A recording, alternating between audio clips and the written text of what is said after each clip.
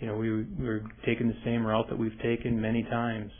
We've got onto South Lake Leelanau, and we actually stopped and got off the sleds and surveyed the lake, and we always know it's a risk, we're always concerned, you always check the ice, and the ice was great. It was thick, strong ice. There's evidence of other fishermen out there and shanties, and everything looked good.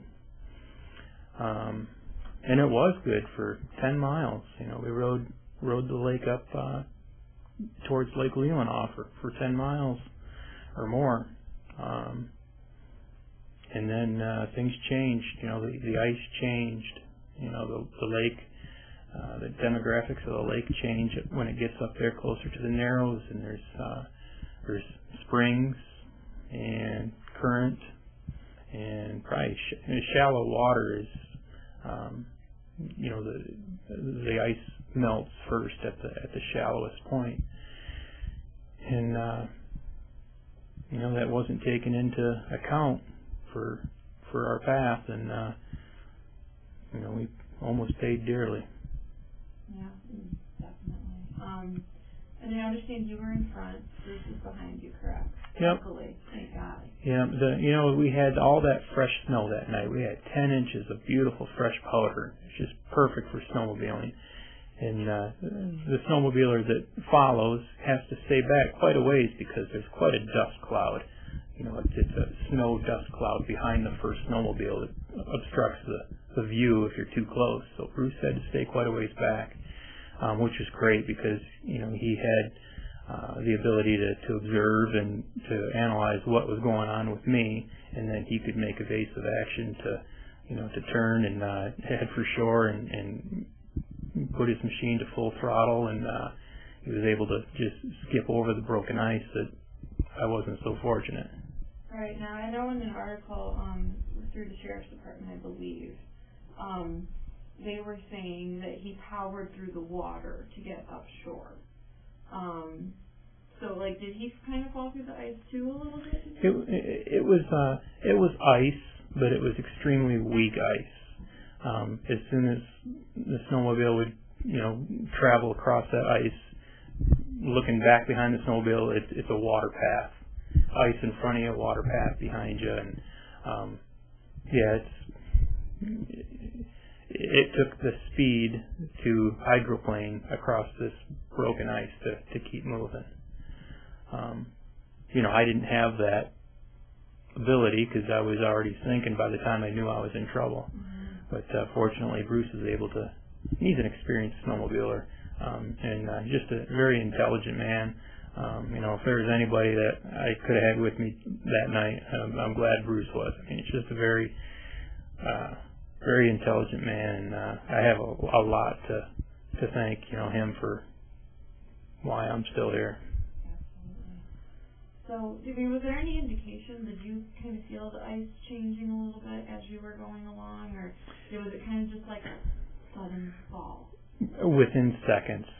Yeah, something didn't feel right for a second, and I could feel the snowmobile losing traction and just starting to sink. And then once, within a second, it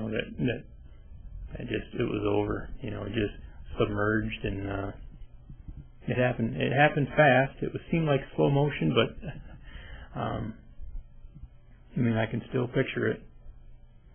So what's going through your mind as you're going in the water right now? What are you thinking? What are your initial instincts? There's just so much going through my head. The first thing I did was look to the shore to see how far I was away from shore, and I was further than I wanted to be. I thought I was going to be way in over my head. The first thing I did was, whipped off all the gear that I could, got rid of my helmet, my coat, gloves, kicked off my boots, tried to strip down as best I could. And then, while I was doing that, I was watching behind me to see what was going to happen to Bruce. And I watched him motor right by me full throttle. That sound of the engine going full throttle was a good sound. I mean, he just zipped right by me, and I was just hoping, please don't stop and try to help me. That's not what we need. But Bruce is smart. He knew that was nothing. He had to get through the ice. He had to get to shore. And gosh, that was such a good feeling to see him get to shore, because right then I knew that was the first step. That's the first thing I needed to have happen, is get Bruce to shore. And it was just seconds after that, we were able to yell to each other. And he yelled to me that he was calling 911, and that was the next step. And I wanted to make sure that he was calling 911, so I asked him. I wanted to know who he was talking to, because I work up there and I work with those dispatchers, and I'll know the right name if he's telling me, if he's being truthful with me. And he did. He gave me the right names of the dispatchers that were there. And I think it was at that moment that that was just 5 minutes into the incident. Maybe less than that, 3 minutes into it. But at that point is when I knew that I was going to be okay. I mean, I just had total confidence. I had the luxury of knowing the caliber of professionals that work in Leelanau County. The Leelanau County dispatchers they're just incredible. They're the most efficient and intelligent people. I mean, they're behind the scenes. You don't think about it much. You think of the heroes as being, the police officers and the firefighters, but those dispatchers in there are orchestrating that whole rescue mission. They're taking the call from Bruce, the 911 caller, and they're directing, and they're making it happen. I mean, that is really the nerve center in there. And God, I was just so confident, having Roger and Rhonda, who was running the show in there, and I couldn't have wanted anybody better. And I work with those men and women up there, the firefighters and the EMS.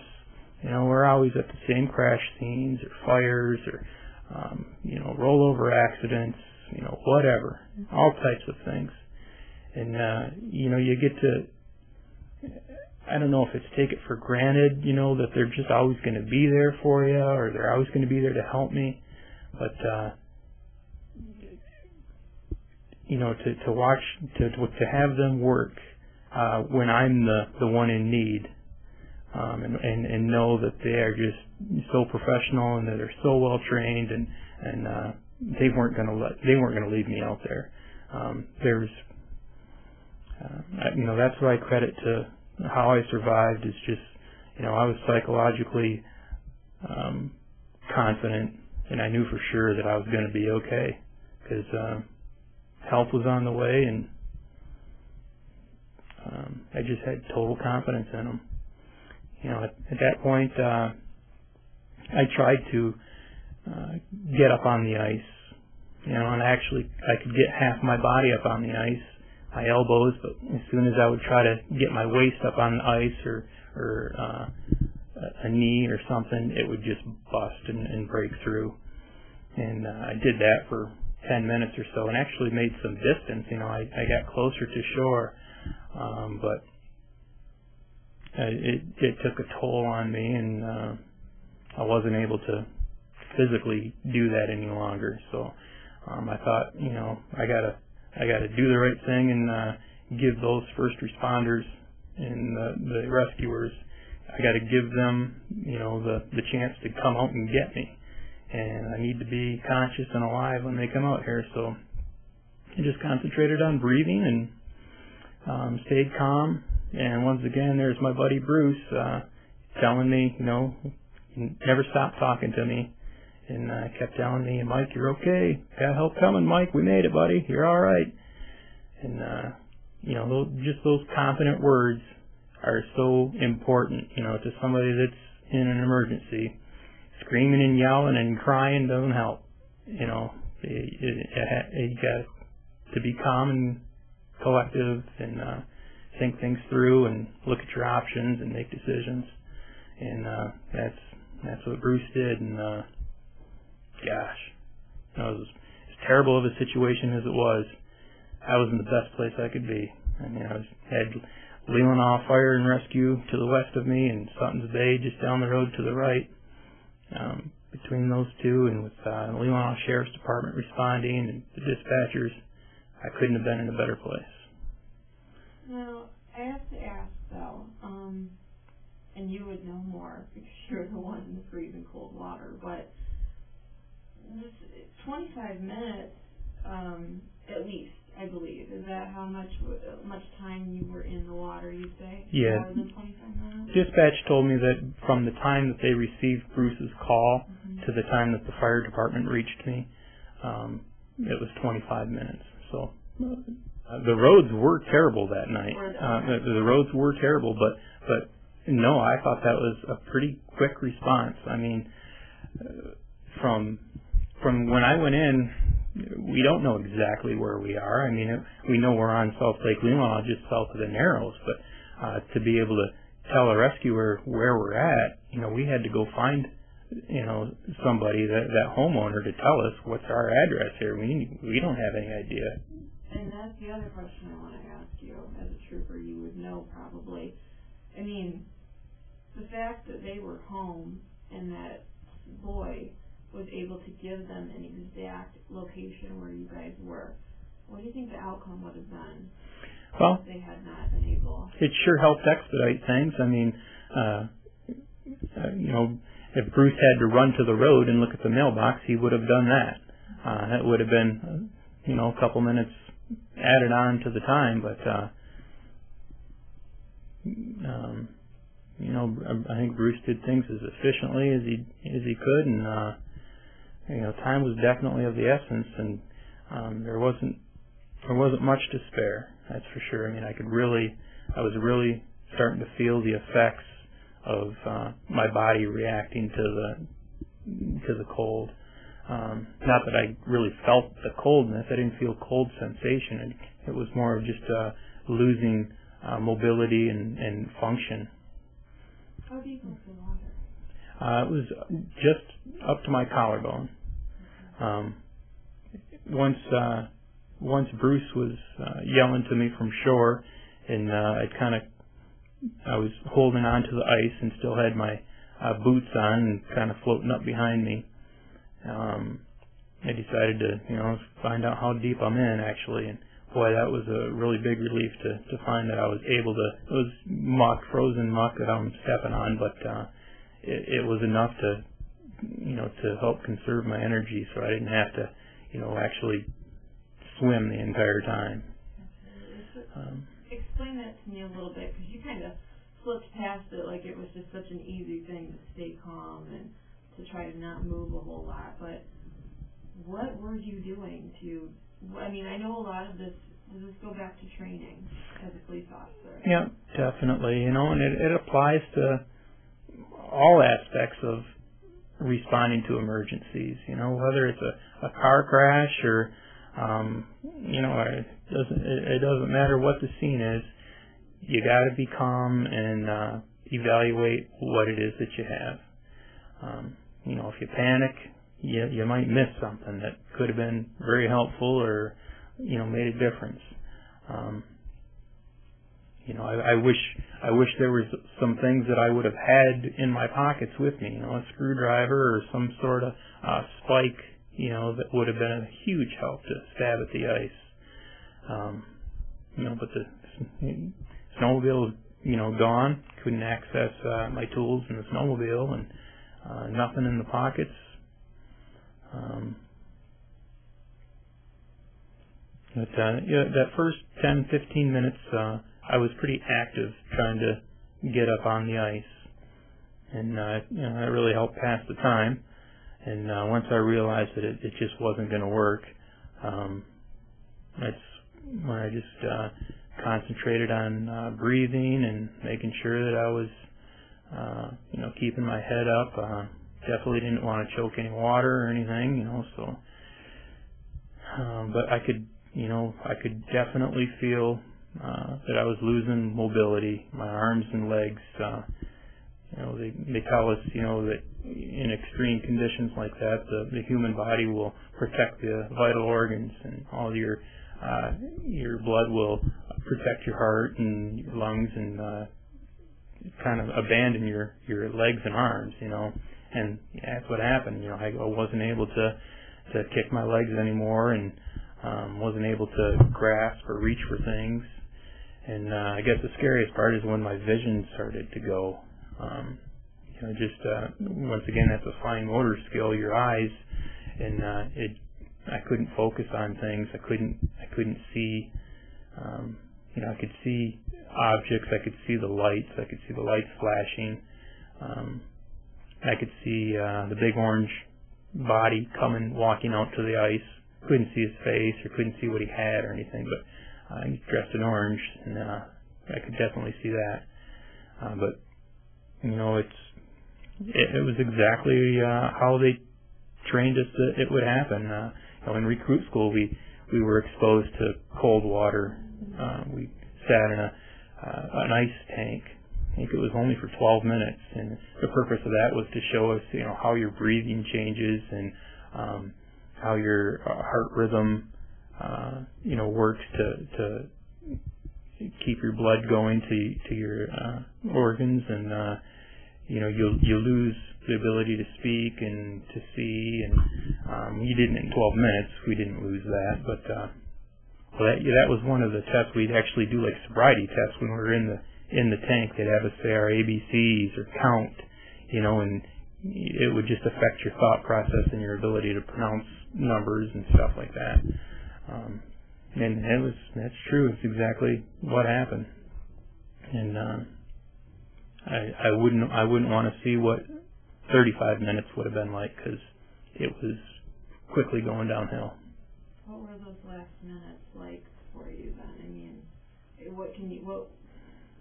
you said the vision was going. Were you still able to hear? I know that they were constantly trying to talk to you. And I thought I was yelling back to them. I thought I was yelling. There was things in my head that I was saying, I was trying to say, but they later told me that I wasn't making any sense. I wasn't making any words. I was, just making, I don't even know if I was making noise, but Susan told me actually that there was a point that Bruce looked at her, and said, she didn't know you the way Bruce knew you, but she said, he said his voice is changing. Something's not as well as it was 5 minutes ago. And she said 2 minutes later, that's when the lights came up. Finally, like they could see that help was on the way, but yeah, I guess it was definitely noted that you were going down. Yeah, it was. It's pretty accurate. So, I mean, physically, your body's just kind of numb, I would assume. I mean, you really can't even. What's your body feel like in a situation like that? I have to know. I don't know if it's pain. Yeah. I guess I was so focused on breathing. All I wanted to take is another breath. And my legs and arms and whatever, I could have cared less. All that mattered was to be able to take another breath, and to make sure that I kept doing that, without being able to breathe. I mean, I never even thought about how my legs or arms felt. Never felt cold, I never said, oh my gosh, this is cold. It was never like that. It was just, things are missing, things are going away from me. Losing the ability to function. So that's what's physically going on. Now, what's mentally going on in your head? Well, I don't know. Are you married? Do you have kids? Yeah. I mean, what's going through your head? Yeah, that was right from the beginning, right when I first knew that I was on thin ice. That's the first thing that popped into my head was, oh my gosh, in my family they're going to be so upset that I got myself into this, and briefly I I don't know. I guess I never let myself believe that I was, not going to make it. But yeah, I mean, it did cross my mind of, how other people would feel, and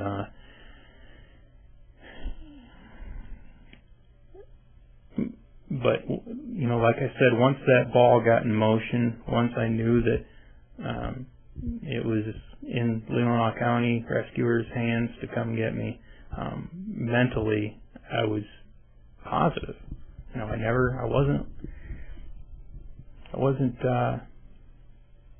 didn't have any doubt.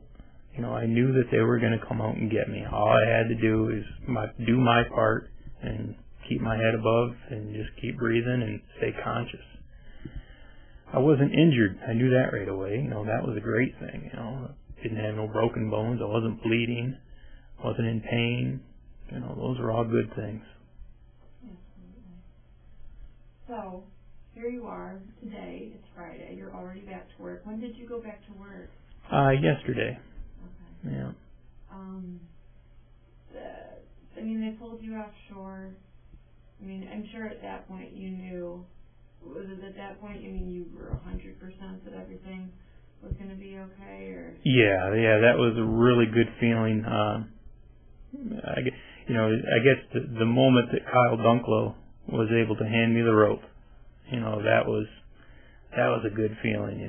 Put that rope around your neck and through your arms and over your head, and I couldn't see Kyle's face or anything like that. I could just see all his orange garb and hear the plastic sled coming through the ice, and those were good sounds and a good feeling. And they from shore, we were tethered to shore, with the sled, and they were just manpower just pulling us in, dragging both of us in. Yeah. Did you have to literally, did he put the rope around you? Did you have to move it all to get yourself through the rope onto the sled, anything like that? Yeah. The ice was at my chest and my arms were on the ice, and Kyle was able to put the rope right in front of me. I had like a swim noodle on the collar of the rope. But he said, "Mike, put that over your head and get your arms through it." And didn't have to tell me twice, that's for sure. I got that rope around me as best I could, and as soon as he seen that I had that, he signaled to shore, and we were on our way. That was a good feeling. You were in the hospital. Was it even 24 hours that you were in? Nope. Once again, and it started in the ambulance.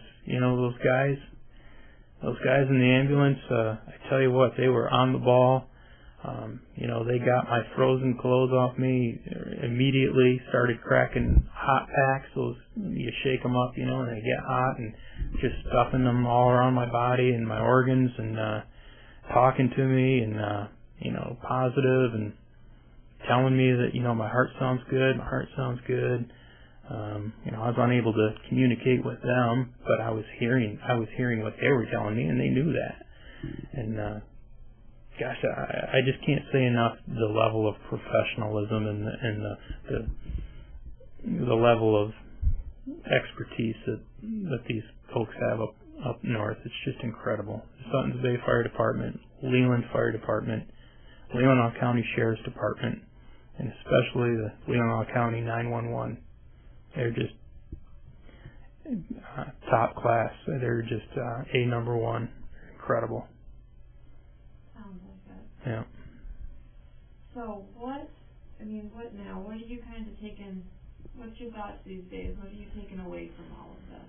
Well, it sure gives you a better perspective on life, Just so thankful. Just so thankful, and you realize how much you had to lose, and how many people it would have affected, and just awful things. Wouldn't want my kids to go on without dad around, and it just makes you so thankful for every little thing. Every little thing that you do is good. Don't sweat the small stuff anymore. You know, if you think you're having a bad day, well, maybe it's not all that bad. You know, it could be a heck of a lot worse. And you know, I've been snowmobiling for a long time, and I've been on the ice for a long time, and I'm an outdoorsman, and I was taking risks that, you know, I think you get that invincible feeling that it's not going to happen to you. You know, there's no way that's not going to happen to me.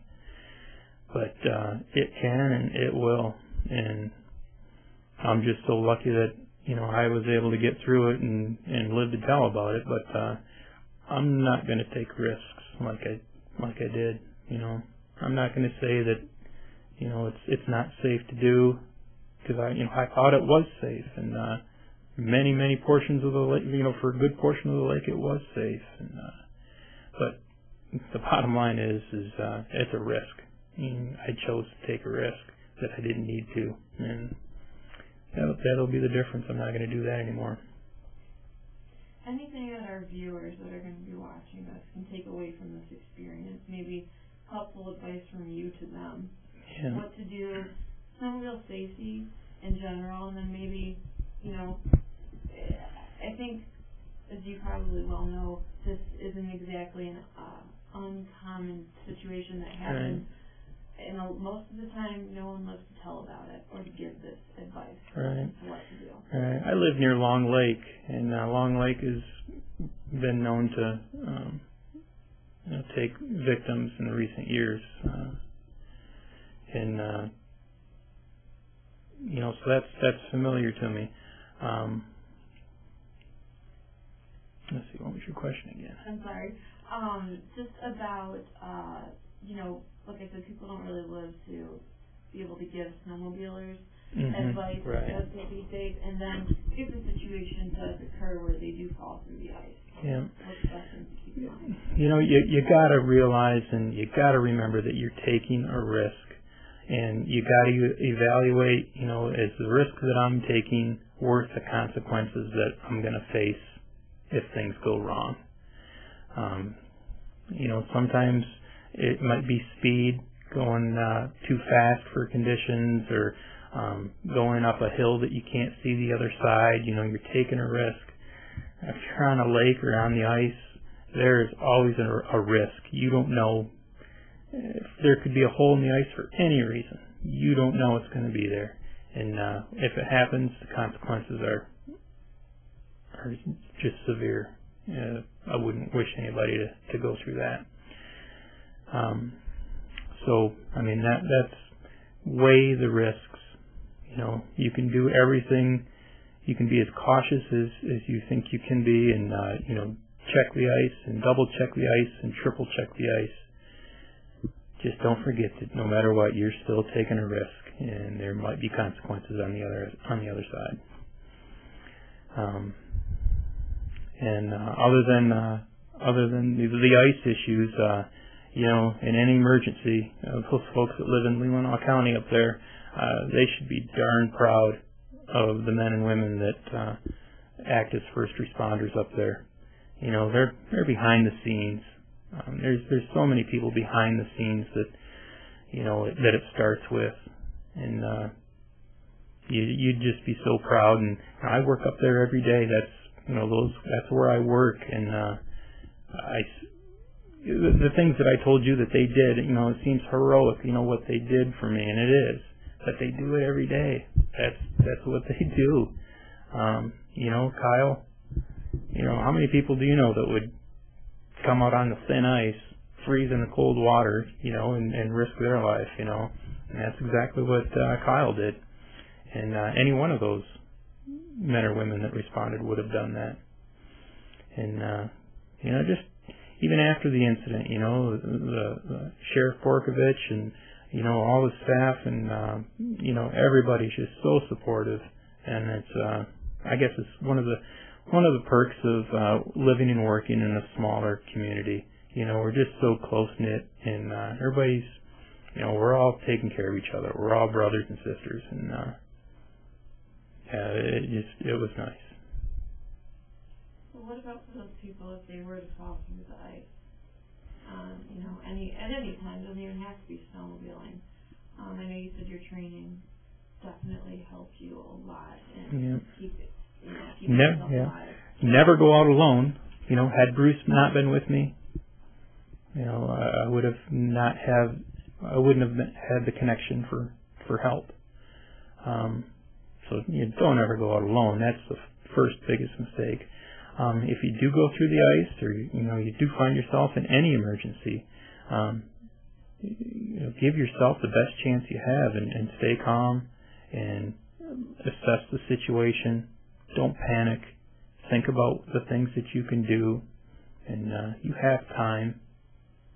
You have time to stop and think and prioritize things. Breathing's first, and just be calm and be confident. Yeah, I would say being calm and being confident is what kept you alive, you said. Yeah. And I had no doubt I had the extra luxury of knowing in advance how the operation works in Leelanau County and the confidence that I have in those professionals. Maybe a tourist that comes up to Leelanau County wouldn't have that knowledge, wouldn't have that confidence of that safety net. But fortunately, myself and any other law enforcement officer up there or first responder, we know that it is a class act professionalism up there, and when you need something done, they get it done. And I'm just so thankful for those people up there. I've been in our Grand Traverse dispatch before, and I did a dispatch story a couple months ago. I'm just curious what your opinion would be. I mean, minutes. It seems to me that when they're doing the locator thing, knowing an exact location can make all the world of difference. And you think you only had barely minutes left had help not arrived at those exact minutes. You know what I mean? So, do you think Bruce being able to acquire the address of that home definitely made a huge difference? Like you said, he would have ran up to the road regardless, but it's still seconds and it's right. minutes to run up and in the dark look at the mailbox, and actually there isn't an address on the mailbox. He would have had to look down the road because I went to find it today, and I just did the math and did it in between, but. Yeah, and the dispatchers know that the clock starts with them. They're getting the information from the caller. They're toning out, fire rescue, law enforcement, medical. I think they even had communication with Coast Guard. There's so many things going on in there, and there's 2 dispatchers there, and I've been in that dispatch many times when 911 calls come in, and I've seen them in action. I see what they do, and that was a picture in my head when I was out in the water. When I asked Bruce, "Who are you talking to?" and he said, "Roger."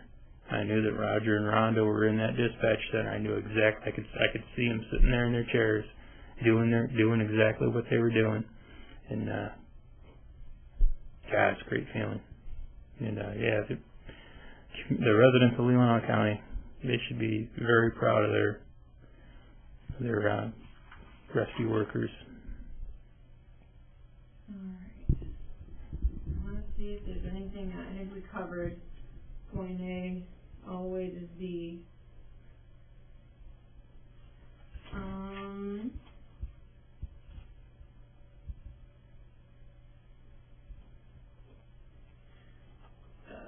don't know if you said anything about this, just how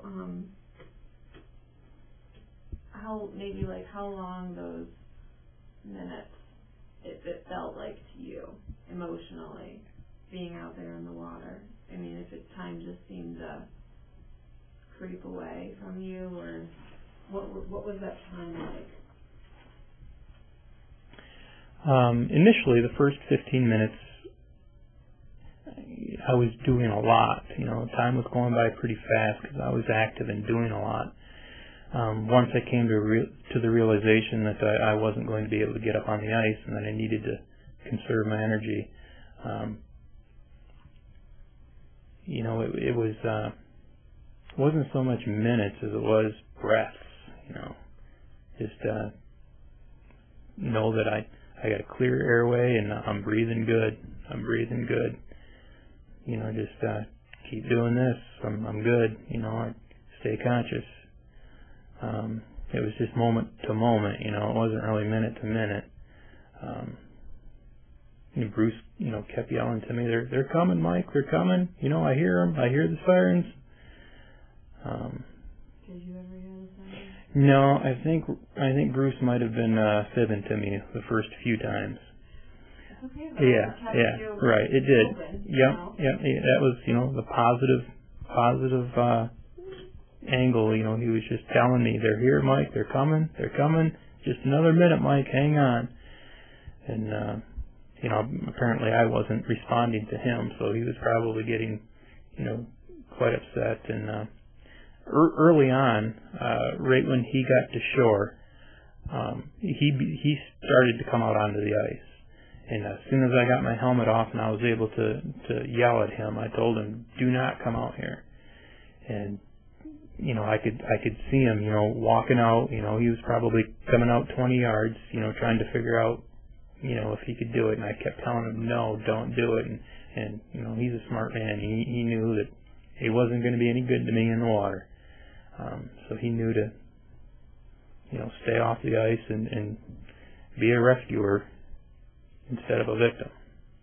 And that's exactly what he was. Man. How many kids do you have? 2. I have a 15-year-old and a 13-year-old. Oh, wow. Yeah. Like girls, boys? Yeah, my daughter goes to West High School and my son goes to West Junior High. Okay. Yeah. Awesome. And then you have your wife? Yep, I have a wife and live in Long Lake Township. Then we're on Long Lake all summer long, and we're active in the outdoors and constantly, doing family functions and doing things. And we like to go to Empire and go to the beach and go to the dunes. And I would have missed all those things, and I'm just so thankful that it turned out the way it did. Me too. Yeah. Because I wouldn't be doing this story had it not, and this is Yeah. I'm glad it was the outcome that it was, because we've had a couple of these this year already. Yep.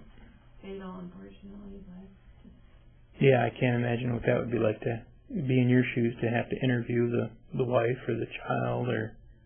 Usually don't like to. No. In those instances. There's nothing to say. There's nothing more. But there is more here. Right. The important thing Right. is there is more. So hopefully, I mean, like you said, checking the conditions and stuff, even though you guys did. And Yep, we thought for sure we were okay. But we still knew we were taking a risk. And that's what I want to get across. Not that you did anything wrong, because like you said, you're an experienced snowmobile driver, but life is taking risks. Yeah. And I think those are all the questions I have to bombard you with, though. Is there anything else that I'm forgetting to ask you? I like to leave it open if there's anything else that I've forgotten. Just wanted to make sure that I, really made the point that, the reason that I made it through is starting with Bruce calling 911, and then the expertise of the 911 dispatchers to relay the information to the first responders, Sutton Safe Fire, Leland Fire, the deputies on the road. Everybody responded, so efficiently and professionally, and did exactly what they know to do. And just all those things lining up together is, what got me back to shore. And I'm just so thankful and so proud of them, really. I can say thanks, for the rest of my life, but, I hope they know how proud I am of them, that they're just they're just so awesome, and they'd do it again tomorrow, and I'd do it for them, and they're humble. They won't acknowledge that they were heroes or anything. They just won't. But